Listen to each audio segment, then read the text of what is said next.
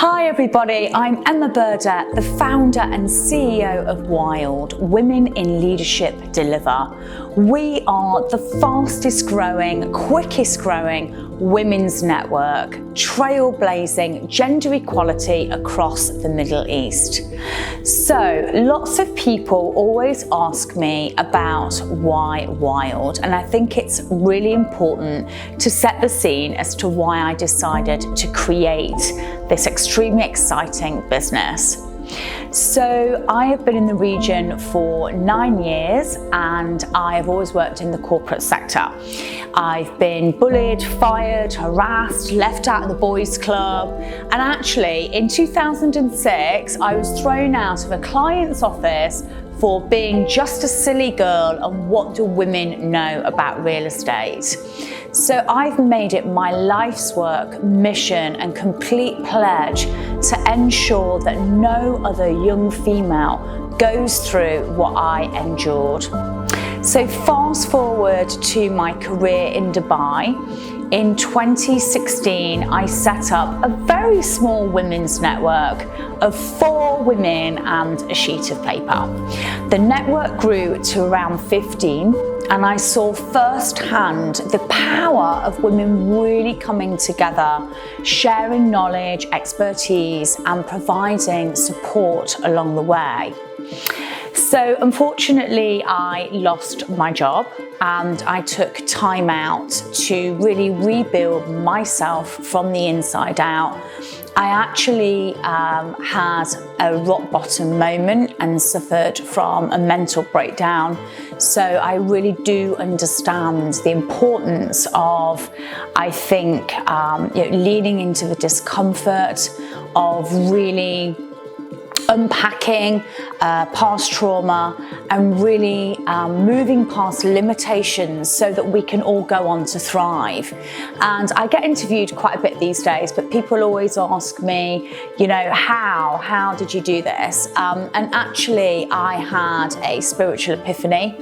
So in my midst of a breakdown in Thailand, I actually went to Thailand for my very own version of Eat, Pray, Love. If you've seen the book or the film, read the book or seen the film, except there was lots of eating, lots of praying, and absolutely zero loving. In fact, there was a lot of self-sabotage and a lot of not loving myself through, what was a really difficult time. So I had had some spiritual healing in the UK, and the healer had said, look for the butterfly, it speaks of change and joy. And I, of course, thought, what a load of old rubbish. But it just so happened that as I stepped outside, there were butterflies everywhere, and I knew from that moment onwards my life was going to change. There was a blue butterfly that followed me all the way to the breakfast hall, which I actually have an original photo of. And I just remember thinking, oh my goodness, my life's going to change. I felt really aligned and connected. And then I picked up a random magazine, and it was a Marie Claire about gender equality, and it just said in bold, if you have a platform to be able to make a difference, then you should use it. So I thought, that's it, I'm going to go back to Dubai and I'm going to build a women's platform for me, by me, and that is the great thing about running your own business, is that you have creative freedom to do as you please. So I based Wild on my own values, and when I launched Wild in 2018, having written it from scratch, we had over 150 women come to our very first event. I'd never done a keynote talk. I was absolutely terrified, and it's quite funny now being a proper speaker, but that really was the start of the journey. But when I came to write the business plan for Wild, I looked at what are my top values. And really they are what underpin me as a person, but also what underpin Wild and our ethos. So they are authenticity, freedom, voice, expression, and of course gender equality under diversity. So I've shaped the whole business based on these principles. I mentor women to build out social impact projects. We were the first women's network to launch in Saudi Arabia last year. Our Wild Riyadh business is completely taking off, and Wild is really a movement that I am proud to pioneer.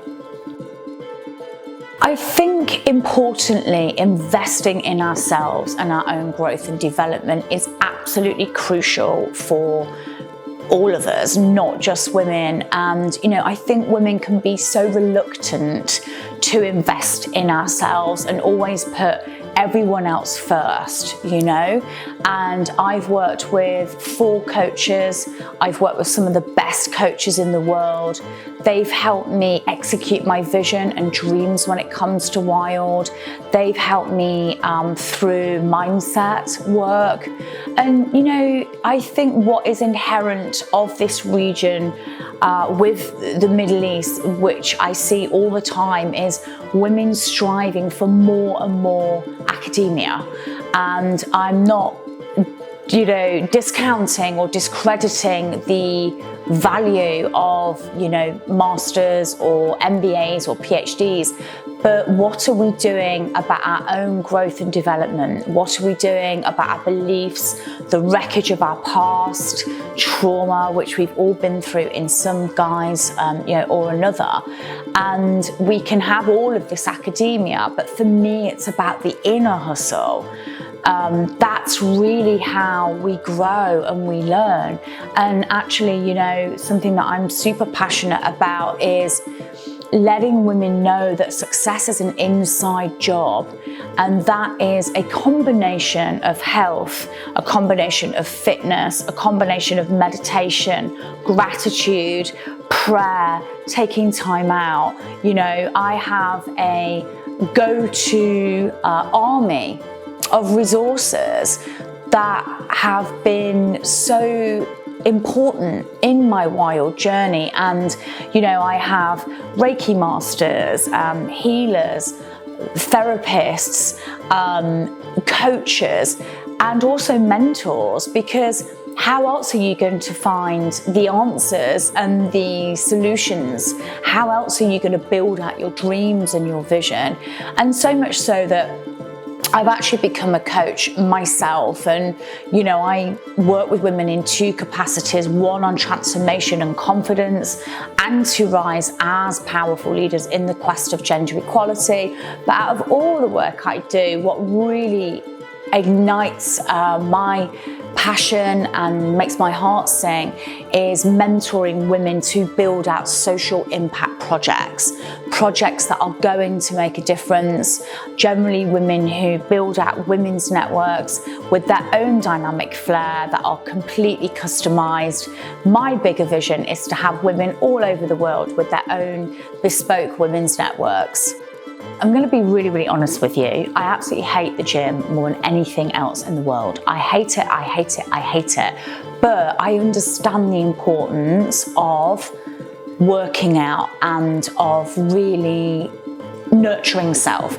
So I have a personal trainer, mainly for the accountability and to make sure I go. I eat right. I mean, look, I have 95% I eat right.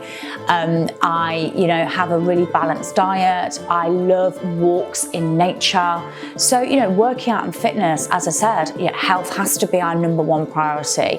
So as much as I hate the gym, I do go 3 times a week. I think being an advocate for gender equality, and also I'm not a newcomer to the space. So I launched Wild in 2018. I've since done an INSEAD qualification, which was actually really difficult in gender equality. But my core and what I genuinely care about is making a difference. When we look at gender equality, the UN has said it's going to take 286 years for men and women to achieve equity and have fair and equal opportunity. That means that we won't see gender equality in our lifetime. And, that makes me feel really, really sad. but we can be role models. We can pave the way for future generations. So, I really genuinely care about making a difference, particularly for young women, particularly for young girls, to have the same rights, opportunities, and a fair and equal world, and to not endure, the awful things that I went through. And I've made that my life's mission and purpose. So it's about fair and equal opportunities for women, and that means across the board. So, when we look at the entrepreneurial landscape, we know that women are still not securing funding as much as men. I work predominantly in the corporate space, and I'm really passionate about attracting and retaining female talent.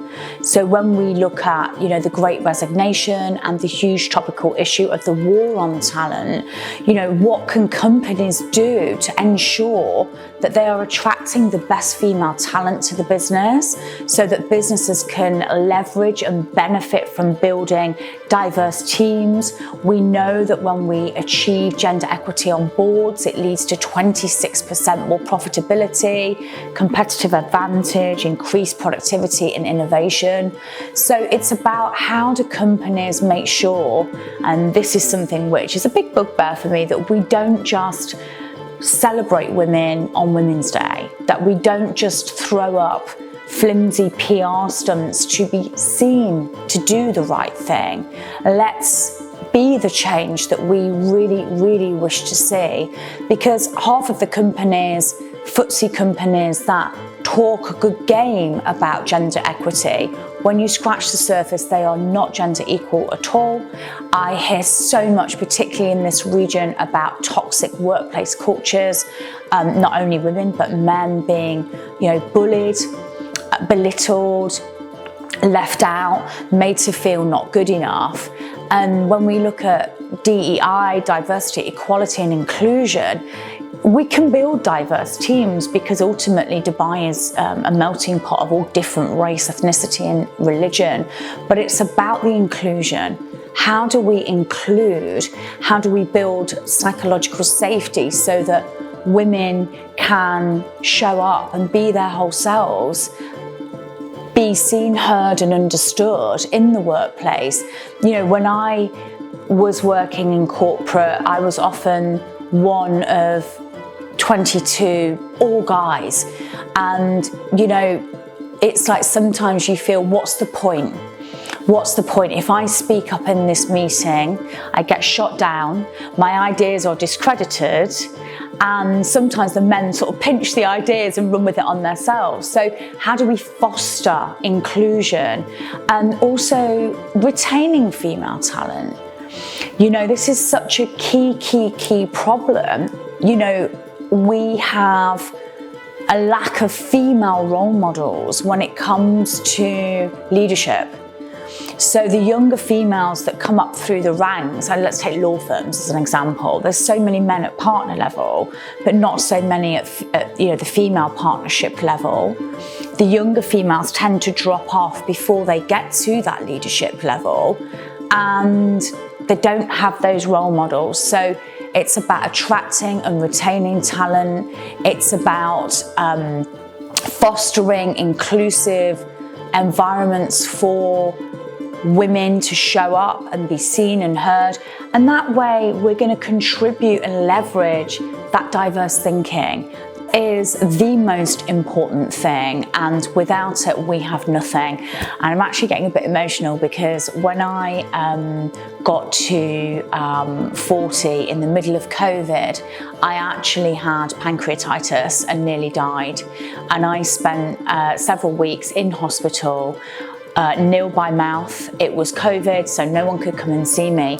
And everyone says health is the most important thing, but unless we've had it taken away from us, we don't understand the sheer importance of it. I actually battle with Crohn's disease. It's something else which is an ongoing journey for me, having been on all sorts of different medication, mood altering medication that made all my hair fall out.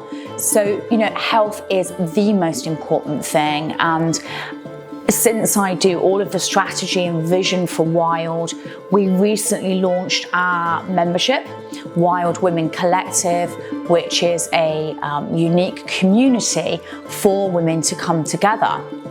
And I made wellness as the underlying principle of Wild Women Collective. So Wild Women Collective is made up of wellness, self-leadership, leadership and power skills. So without health we have nothing. You know, I take it very seriously. I'm an advocate for balance. You know, I have so many female clients that I work with who are on the edge of burnout, that masculine energy, which is so outdated, of push, hustle, strive, control. And, you know, there is a better way, a more empowering, inspiring way of doing things. And that is feminine flow, and that is nurturing self, and that is, you know, doing anything and everything that makes us feel good. And my advice where this is concerned is to make ourselves a number one priority. I do everything I can to make me feel good so that I can serve my community, so that I can serve my clients, so that I can show up and be the best version of myself. I spend 2 hours a day on my habits and rituals, which is a combination of an inspiring podcast, you know, meditation, gratitude, fitness, and I do that every single day. And when people say, how have you got Wild to the level that it is, which is, it's taking off in humongous ways now, and it is self-funded, you know, because it all starts with us, and our outer world is a reflection of our inner world. So I dedicate and I allocate time to fill me up.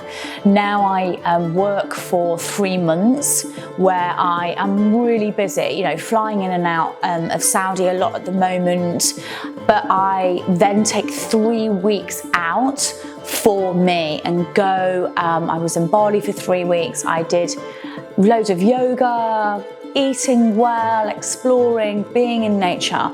So I am an advocate for health and well-being.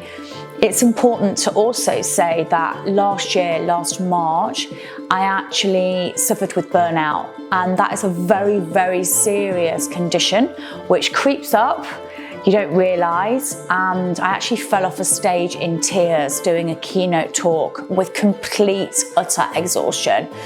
And there was a male mentor, friend of mine, who sort of picked me up and said, you know, are you okay?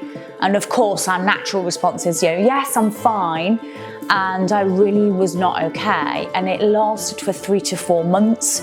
I was apathetic, I was disconnected, you know, and I took myself away and stumbled across an article on burnout. And it's serious. It is, you know, it is a state of depression. And I realised that I just had neglected me in my pursuit of being quite a new entrepreneur, having left the corporate space, you know, only 2 years ago. And I learnt the hard way. And it's very difficult to come back from burnout. So health, well-being is very high up on my agenda, and also advocating for women to understand the relevance and the fact of making ourselves a priority is fundamental. When we look at building a sustainable world, the UN has released 17 Sustainable Development Goals. SDG 5 is actually gender equality, and I see lots of companies in discussions about sustainable futures and actually even panel talks without women. When are we going to realise that to create a sustainable future where we can all thrive, we need to achieve SDG 5, which is gender equity? So ladies, let's come together, let's break down barriers, Let's work together in collaboration and make health and fitness a #1 priority.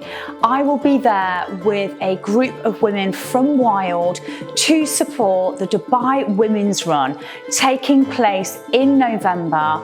Do get involved. It's going to be absolutely full of inspiring women, all diverse women, young, old. It's going to be incredible. We can't wait to have you as a valuable part of the Dubai Women's Run. Have a great day. Stay wild.